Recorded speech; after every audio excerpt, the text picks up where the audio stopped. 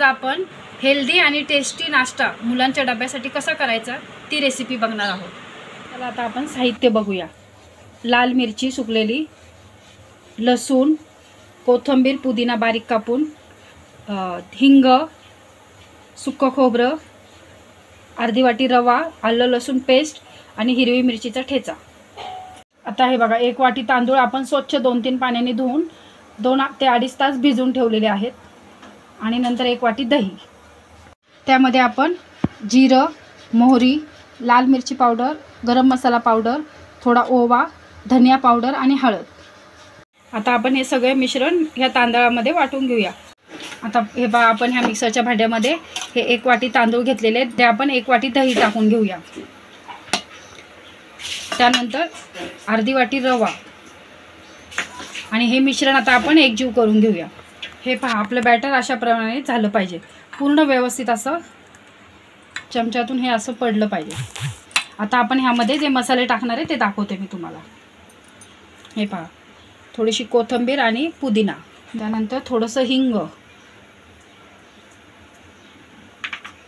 जिरं, ओवा हा हातावर असा मॅश करून हे पहा असा ओवा हा टाकून द्यायचा। त्यानंतर थोडीशी पावडर आणि हिरवी मिरचीचा ठेचा। तुम्हाला पाहिजे त्या प्रमाणात तुम्ही तिखट कमी जास्त करू शकता। आणि पूर्ण एक इनोची पॅकेट। आता हे मिश्रण आपण एकजीव करून घ्यायचं आहे। इनो टाकल्यावर 1 सेकंद पण थांबायचं नाही, ते चांगलं मिश्रण एकजीव होऊन द्यायचं आहे। जेव्हा इथे आपल्या इनोला असे बुडबुडे आल्यासारखं आपल्याला जाणवतील त्यावेळेस समजायचं आपलं हे मिश्रण तयार आहे। हे पहा, हे आपलं मिश्रण असं तयार झालं आहे। हे पहा, आपण आता आपल्याला हे वाफवून घ्यायचं आहे 15 मिनटं। त्यासाठी आपण पाणी गरम करायला ठेवलेलं आहे, त्यामध्ये आपण एक चाळण ठेवून घेऊया। आपण आता ह्या ताटाला पूर्ण तेल लावून घेतलेलं आहे।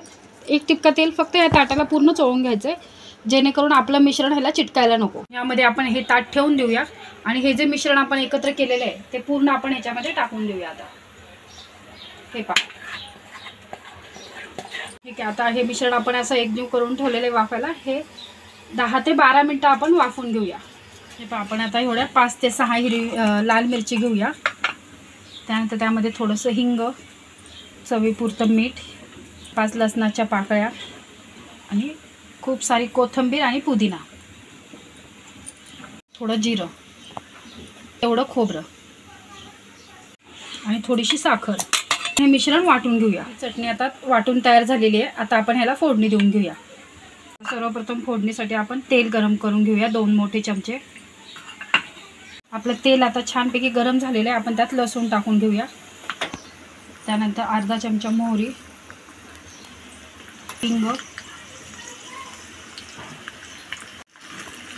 3 लाल मिरची। हे बघा, आता ही आपण ह्याच्यावर फोडणी देऊन घेऊया। हे पहा, ह्याला आपण व्यवस्थित आता फोडणी देऊन घेतलेली आहे। आपली चटणी आता ही खाण्यासाठी तयार आहे।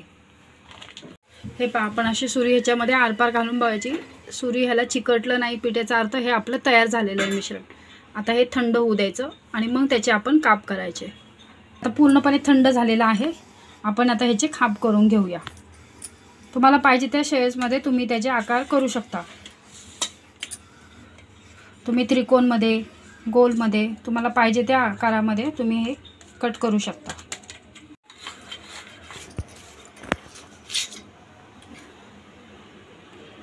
हे पहा, आपले असे हे आता व्यवस्थित भाग पूर्ण निघलेला आहे, हे बघू शकता तुम्ही। हे पहा, एकदम मऊ आणि लुसलुशीत खाण्यासाठी तयार। आता हा आपला टेस्टी आणि हेल्दी नाश्ता खाण्यासाठी तयार आहे।